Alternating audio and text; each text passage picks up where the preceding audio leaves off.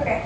Halo, selamat pagi Mbak. Terima kasih sudah meluangkan waktu untuk datang hari ini. Perkenalkan, saya Keisha yang akan menemani sesi konseling kali ini.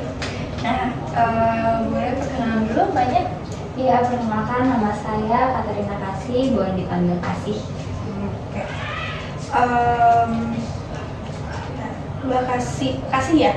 Oke, Mbak Kasih, hari ini kita akan berbincang tentang mengenai apa sih yang Mbak Kasih lagi alami terkait kegiatan Mbak Kasih ini. Jadi sebelumnya saya akan menyampaikan dulu tujuan pertemuan ini. Nah, tujuan pertemuan ini adalah supaya saya tuh bisa memahami apa yang sedang Mbak rasakan, bukan hanya untuk menilai atau menyalahkan aja ya. Jadi silahkan Mbak mau bercerita dengan santai boleh ya, boleh banget. Jadi apapun yang Mbak sampaikan itu tidak ada yang benar atau tidak ada yang salah. Jadi saya bakalan dengerin cerita Mbak. Baik. Mbak boleh ceritakan bagaimana kondisi Mbak hari ini? Kondisi saya akhir-akhir ini cukup baik, tapi kebetulan minggu depan saya akan mengikuti ujian. Setelah saya perhatiin, saya tuh kalau misalnya mau ujian, itu tuh bener-bener yang stres banget. Jadi stresnya itu bukan yang bener-bener terlihat banget, tapi stresnya tuh kayak terjadinya tuh di fisik saya gitu, kayak rambut rontok, terus kayak timbul jerawat, terus juga kalau misalnya mungkin waktunya haid itu tuh haidnya tuh nggak tepat waktu atau malah lebih cepat gitu. Nah, dan ini tuh yang saya rasakan waktu mau ujian aja kayak UTS atau UAS. Jadi, tapi sebenarnya saya tuh stresnya tuh bukan yang kayak gimana banget, lebih memendam, tapi kayak lama-lama lupa gitu. Tapi yang sebenarnya terjadi, saya masih stres gitu. Oke. Berarti jadi Mbak ini lagi sebentar lagi bakalan ujian ya, ujian akhir ya. Iya. Terus Mbak itu akhir-akhir ini kalau misalnya mau ada ujian, Mbak itu ada stres, tapi itu stres yang terpendam lah istilahnya ya, kayak misalnya rambut rontok, jerawat, terus siklus haid yang nggak teratur, dan itu cuma muncul pada saat mau ujian aja. Oke. Apa sih yang membuat ini tuh jadi berat banget gitu buat Mbak? Sebenarnya kalau untuk pemahaman tentang materi yang akan diuji itu sebenarnya saya cukup paham, tapi saya tuh kebingungan gimana sih cara belajar yang benar-benar efektif, karena selama ini kalau misalnya saya belajar dari jauh-jauh hari itu nantinya bakal lupa lagi gitu. Tapi kalau misalnya belajarnya kayak Hamin satunya gitu, itu tuh lebih keseringannya suka mepet-mepet, jadinya kurang efektif. Jadi saya masih bingung gitu cara belajar yang baik tuh untuk diri saya gimana. Oke, jadi masih cari-cari ya gimana cara biar pembelajarannya tuh cepat masuk dan paham gitu ya. Oke, kalau boleh tahu sejak kapan sih Mbak? Ini kan maksudnya ujian akhir ya, tapi kan kita kan ada tahapan-tahapan akademiknya. Kalau boleh tahu tuh sejak kapan sih?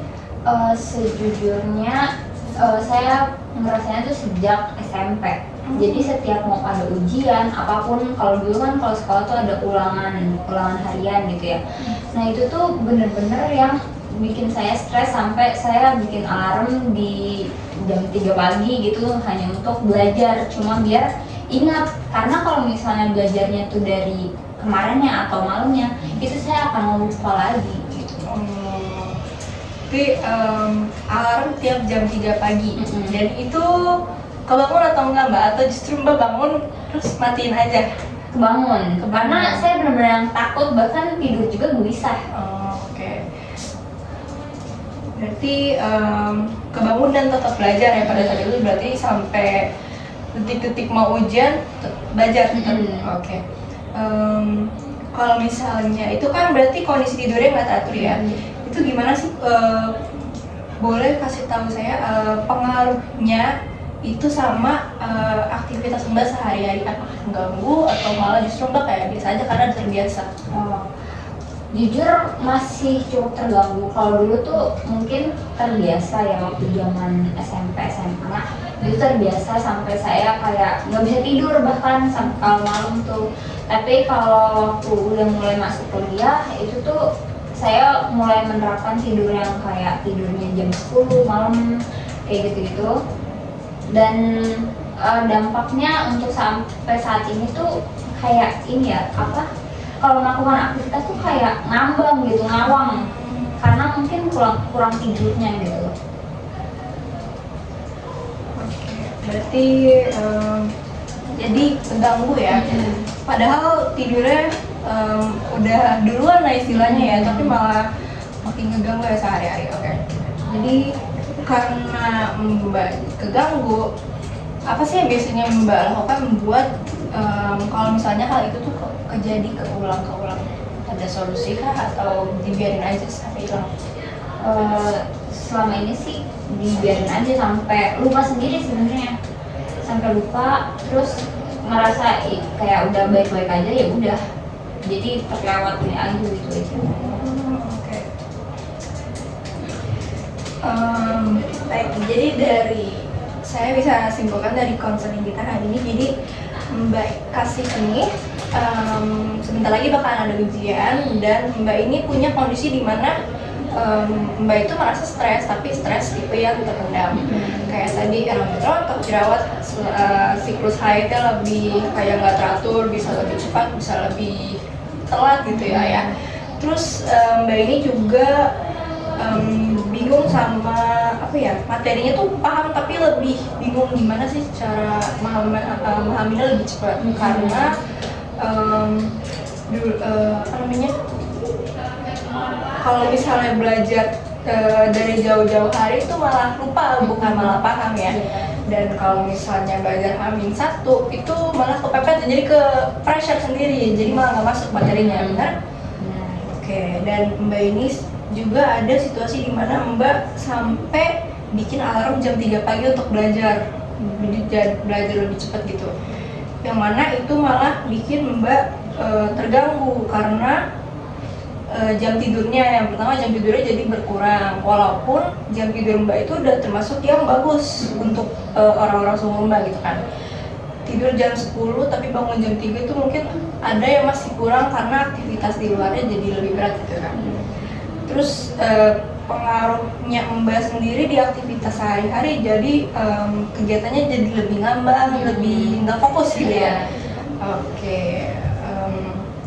Jadi dari yang saya simpulkan tadi, apa sih yang Mbak rasain setelah konseling sama saya hari ini? Karena kan udah cerita lumayan banyak gitu ya kan. Yang saya dapetin sih mungkin saya cukup lega udah cerita. Terus juga bahkan tadi memberikan rangkuman singkat ya. Nah, saya mendapat sedikit insight bahwa mungkin hal ini tuh cukup normal, cukup bisa dikatakan normal lah untuk orang apa, untuk yang seumuran saya gitu kan. Tetapi mungkin untuk kedepannya saya akan mencoba untuk mempersiapkan materinya terlebih dahulu, lalu saya mempelajari di pagi hari agar saya tidak bikin alarm lagi jam 3 untuk bangun gitu. Oke, makasih ya Mbak Kasih udah mau berbagi cerita hari ini. Oke, jadi dari yang saya simpulkan tadi, apa sih yang Mbak rasain setelah konseling sama saya hari ini? Karena kan udah cerita lumayan banyak gitu ya kan. Yang saya dapetin sih mungkin saya cukup lega udah cerita. Terus juga bahkan tadi memberikan rangkuman singkat ya. Nah, saya mendapat sedikit insight bahwa mungkin hal ini tuh cukup normal, cukup bisa dikatakan normal lah untuk orang apa, untuk yang seumuran saya gitu kan. Tetapi mungkin untuk kedepannya saya akan mencoba untuk mempersiapkan materinya terlebih dahulu, lalu saya mempelajari di pagi hari agar saya tidak bikin alarm lagi jam 3 untuk bangun gitu. Oke, makasih ya Mbak Kasih udah mau berbagi cerita hari ini. Ada lagi nih yang mau disampaikan atau ada apa? Cukup? Oke, cukup. Oke, jadi kalau misalnya nanti Mbak ingin melanjutkan cerita atau ada perkembangannya, kita bisa bahas lagi. Kalau misalnya nanti Mbak merasa membutuhkan pendampingan yang lebih mendalam, Mbak bisa mempertimbangkan untuk berkonsultasi sama psikolog. Terima kasih atas waktu dan kepercayaan Mbak. Semoga setelah sesi ini Mbak jadi punya insight sendiri buat menjalani hidup Mbak sehari-hari. Terima kasih. Terima kasih.